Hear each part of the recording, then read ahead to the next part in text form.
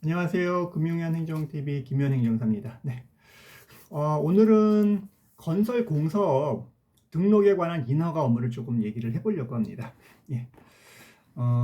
저희가 이제 주로 인허가 업무를 좀 많이 하다 보니까 전문 건설업 또 일반 건설업 관련된 특히 또 이제 뭐 관련된 공사 관련된 여러 가지 공사업에 관한 어떤 인허가 업무들을 많이 의뢰를 하고 하는데요. 그래서 오늘은 기본적으로 공사업 등록에 관한 부분들을 조금 얘기를 해보려고 합니다. 공사업은 일반적으로는 이제 건설산업기본법에 따라서 건설업 이제 등록을 하게 되어 있습니다. 제9조의 기재가 되어 있는데요. 건설업을 이제 하고자 하는 사람은 이제 관련된 건설산업기본법에 규정되어 있는 규정에 따라서 일선 시군구나 도나 이런 데다가 이제 보통 이제 등록 신청을 하도록 되어 있습니다. 네. 만약에 이제 건설업을 이제 등록하지 않는 경우에는 형사처벌을 받게 되어 있습니다. 그래서 모든 행정법규에는 행정처벌 규정만 있는 게 아니라 형사처벌도 같이 규정이 되어 있습니다. 그래서 건설산업기본법에는 건설업을 등록하지 않는 사람에게는 3년 이하의 징역 또는 3천만 원 이하의 벌금을 처하도록 규정하고 있습니다. 그래서 유념을 하시기 바라고요. 그래서 제가 아까 말씀드린 것처럼 공사 등록 신청은 주된 영업소를 소재지를 이제 관할하는 시도지사, 시군, 구청으로 하는 이런 행정기관에다가 이제 신청을 하시면 될 것 같습니다. 네. 이제 공사업은 이제 법인이나 이제 개인이 이제 할 수가 있는데요. 네. 동일한 종류의 건설업을 2개 이상 이제 보유할 수는 이제 없습니다. 네. 양도, 합병, 상속 등의 어떤 사유로 동일한 종류의 건설업을 2개 이상 보유하는 경우가 있겠죠. 이런 경우에는 지체 없이 반납을 하고 등록 말소 처리를 하셔야 됩니다. 네. 그리고 만약에 또 이런 경우에 토목공사업이나 건축공사업은 토목공사업과 동일한 종류의 건설 업종으로 보기 때문에 이 부분도 알아두시면 도움이 될 것 같습니다. 네. 그리고 공사업 등록을 할 때는 가장 중요한 거는 뭐니 뭐니 해도 자본금 규정입니다.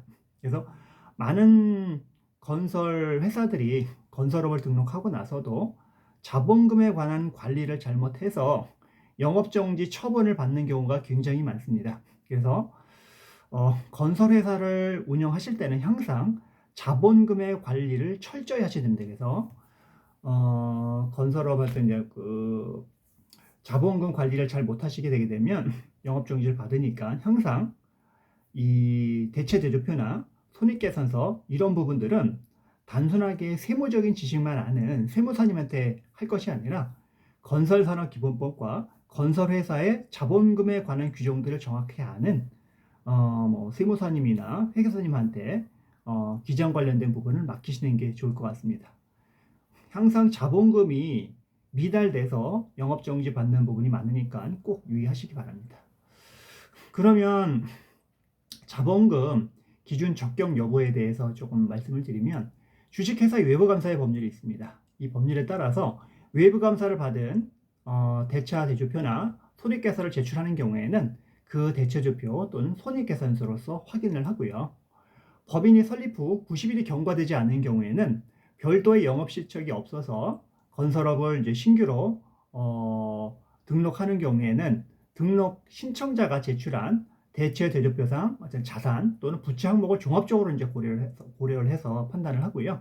자산 항목을 입증하기 위해서는 이제 등록 신청 자의 어떤 관련된 자본금에 관련된 이제 서류를 확인하는데 그 서류는 예를 들면 이제 보증 가능 금액 확인서 발급을 위한 어떤 예치금 관련된 서류, 그 다음에 30일 이상의 은행 평균 잔고 증명서라는 게 있고요. 사무실 임대 시 임대보증금이 있음을 증명하는 서류, 그 다음에 공사용 장비를 구입할 경우에는 장비 구입 영수증, 그 다음에 기타 등록 신청자 명의의 재산을 보유를 증명하는 서류들로 이제 확인하도록 되어 있습니다.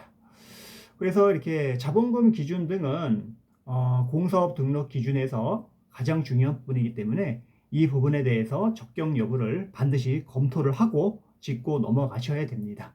그래서 항상 이 부분에 대해서 검토를 하시고 이제 건설업 등록을 하시면 이제 좋을 것 같고요. 그리고 이렇게 검토 시에는 이제 건설업종 이제 중복 여부 또 확인하셔야 되고, 이제 주택건설업, 전기공사업, 정보통신공사업, 또 이제 소방공사업 등 여타 법률에 의해서 다른 법률업이 있어요. 건설사업기본법이 아니라 전기공사업 관련된 법률이라든가 정보통신 관련 법률이라든가 여기도 공사업에 관한 규정들이 있습니다. 이러한 타 종류의 건설업에 대해서는 마찬가지로 관련된 법률에 따라서 자본금 기준에 등록하려는 등록 기준에 적합하게 되는지 부분에 대해서 꼭 확인하시고 적격 여부를 판단하셔야지 추후에 부당한 어떤 행정처벌을 받지 않는다는 부분을 꼭 기억해 주시기 바랍니다. 네. 그래서 오늘은 공사업 등록에 관한 부분에 대해서 말씀을 드렸고요. 오늘 핵심은 자본금 적격 여부를 정확하게 확인을 하고 건설업이 등록이 된 이후에도 회사를 운영하면서 자본금 관리를 잘 하자라는 것이 오늘 핵심이라고 말씀드릴 수 있을 것 같습니다. 네. 오늘 여기까지 하고요. 추후에도 건설업 관련 부분에 대해서 궁금한 사항이라든가 인허가 관련된 부분에 대해서 이제 문의가 있으시면 언제든 연락을 주시고요. 마지막으로 좋아요, 구독, 알람 설정까지 꼭 부탁드리겠습니다. 저에게 큰 힘이 되니까 꼭 부탁드리겠습니다. 감사합니다.